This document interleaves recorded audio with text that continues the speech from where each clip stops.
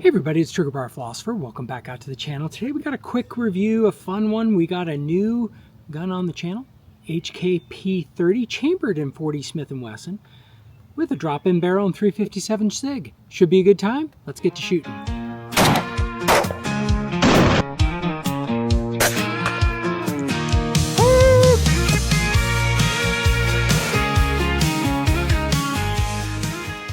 Okay, well now is a difficult time for the 357 SIG and 40 Smith & Wesson lovers because, man, it's going down on which guns you can buy. There's really like Beretta 96 and M&P 2.0 are pretty much the only guns that I'm seeing. Oh, I think Taurus makes a couple in 40 Smith & Wesson, but not many offerings out there. I know Beretta, you may be able to find a brand new PX4 Storm, but they're pretty hard to find in 40 Smith & Wesson. I think maybe only the California compliant ones are available.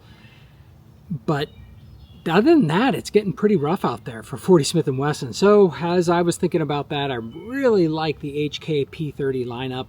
I've got the HK P30L and 9mm, and I thought, man, wouldn't it be cool to get something in a little bit more powerful of a cartridge? And so we're going to get the 40 Smith & Wesson one, and then a EFK Fire Dragon. I have a drop-in barrel from them for my Beretta 96 for 357 SIG, and it's been great. And I just picked up one for the HK P30. Again, you have to have something that's chambered in 40 Smith & Wesson to put in 357 SIG. You can't do that to a 9mm or a gun that's been chambered for 9mm.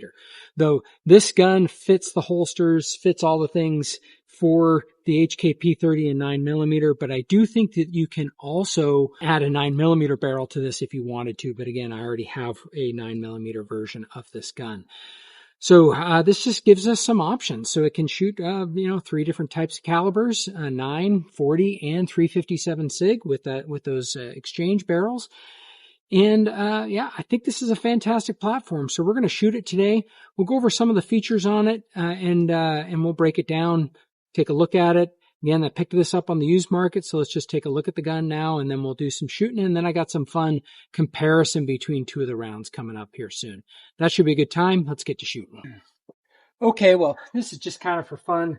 We do have a little bit of a pork shoulder there. We got 40 Smith & Wesson first, and we got the bone facing us, so we're going to go bone first, see how it goes.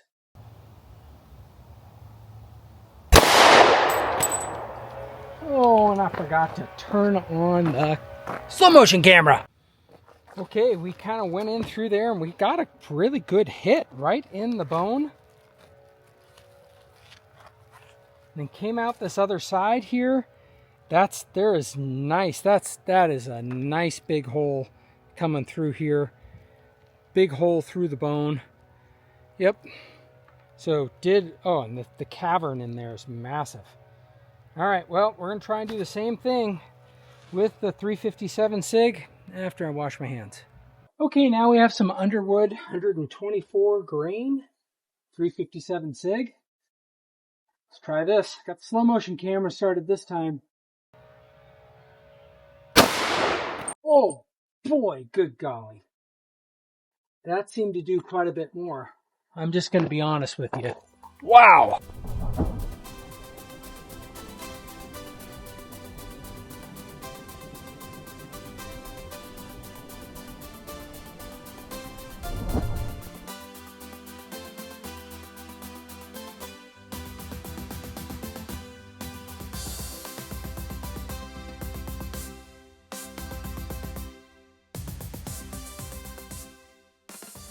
So here's our meat down here.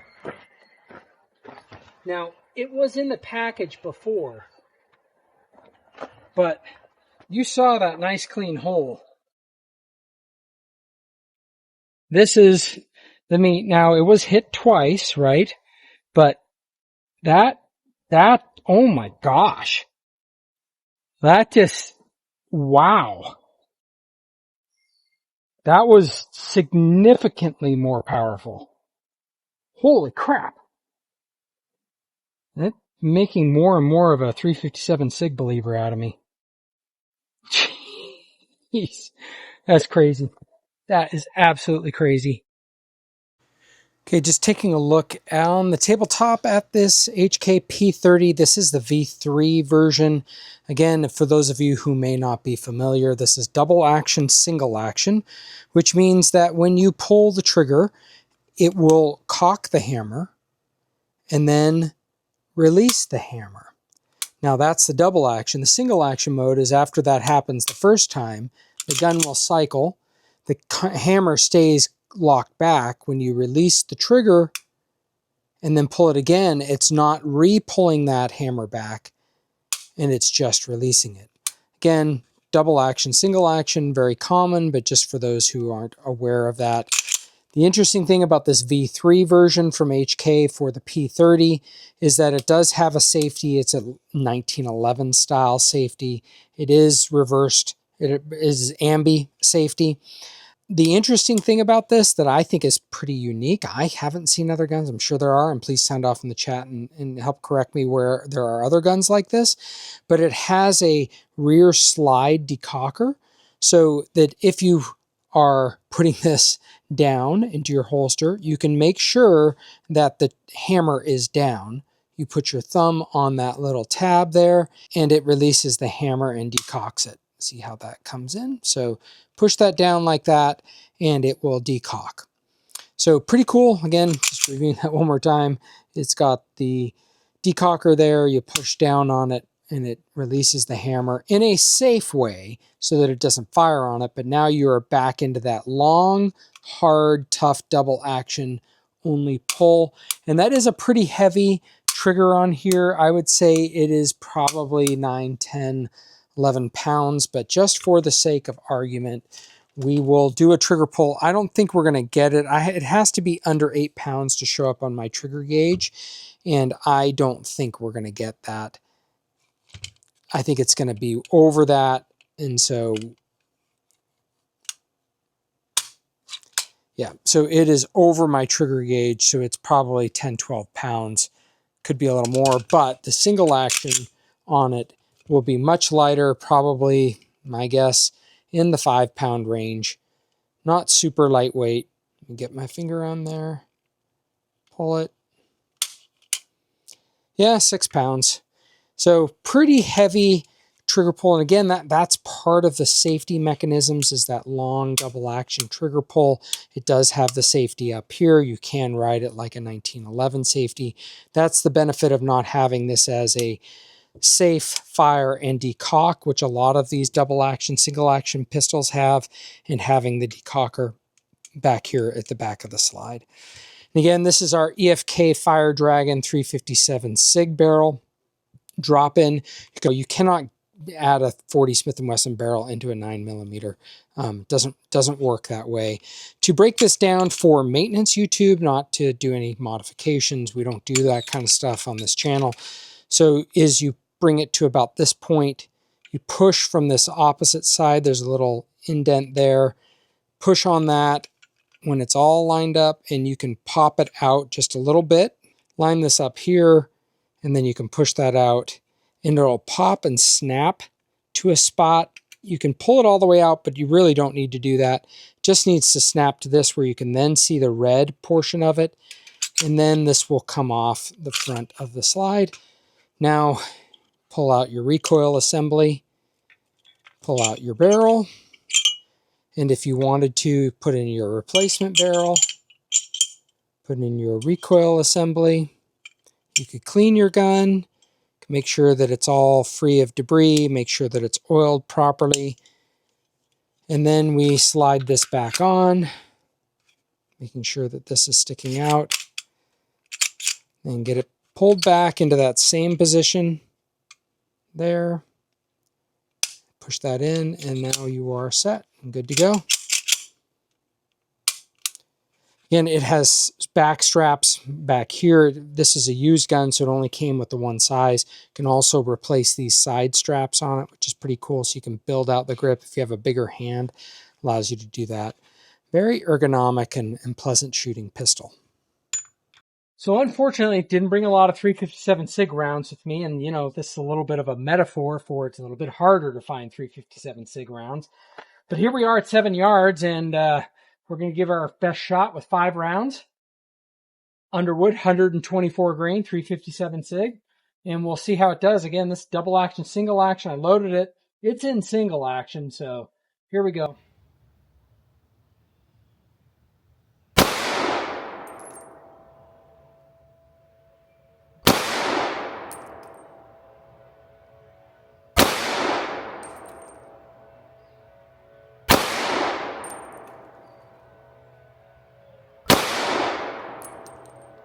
Not a great group, and I don't know if you guys saw, there's a lot of flash coming off of this 357 SIG, but not bad either. And I really am impressed with how this gun handles the recoil. It feels pretty good.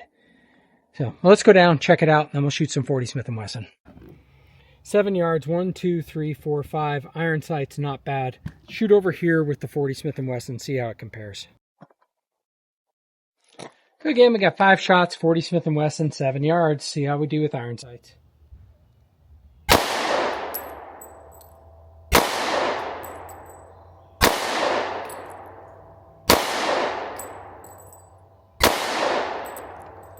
A little bit better. A little bit better. I don't know if it's the barrel or what, but the 40 Smith & Wesson HK barrel, I think, is just a little bit more accurate. Okay, well, this is how we did. We did a little bit better with 40 Smith & Wesson. A little bit tighter, you know, maybe the second shots. I don't know. Could be the barrels a little bit better from the HK parts. I don't know. We'll have to examine that more over time. I am planning on getting this cut for an optic, so we'll see how that goes over time. Okay, we just have some ball ammo. Some targets down. See how we do in Plinking.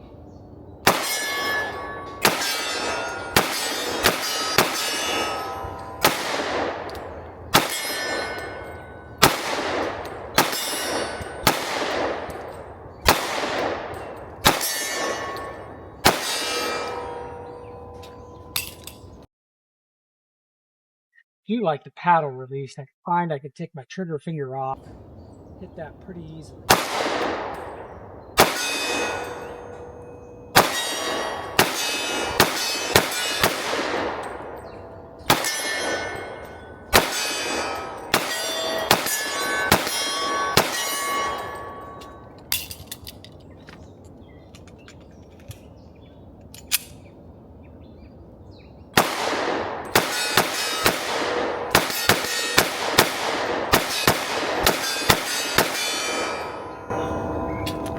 All right, pretty cool stuff. Okay, just a short little video introducing the HK P30 chambered in 40 Smith & Wesson with a 357 SIG drop-in barrel. Definitely going to have to spend more time with it in understanding how that 357 SIG barrel does. But wowzers, in that pork shot, like we'd have to do some more shots to really verify that performance, but that thing just exploded when the 357 SIG hit it. Sure, the bone had been weakened. Sure, it wasn't all wrapped up in cellophane, but good golly, that was impressive. That was crazy. Now, sure, Underwood loads their stuff a little hotter than the round we were using from the Spear Gold Dot for the 40 Smith & Wesson, but yeah, whatever. That was pretty, just that test was just for fun and not scientific. And I think this gun is really just a fun gun to have. It's compatible with the holsters that I have for my HK P30 in 9mm. And so I think it's a fun gun, especially if you're considering, hey, look, I want the same format. I like the same gun. And maybe I want it for bear protection. So I'm going to bring it in 357 SIG, or I'm going to bring, you know, some plus P 40 Smith & Wesson. Might be pretty good gun to run in this type of scenario. Let me know what you all think in the comments below. Is 40 Smith & Wesson dead? Is 357 SIG dead? Or are they going to rise again just like 10mm did? Put it in the comments below. Hope everyone has a great week, and let's get to shooting. From pistols to rifles, we'll take on the best. Review each weapon, put them to the test. With revolvers and shotguns, we'll break it all down. The Second Amendment protects from the crown. Living for free.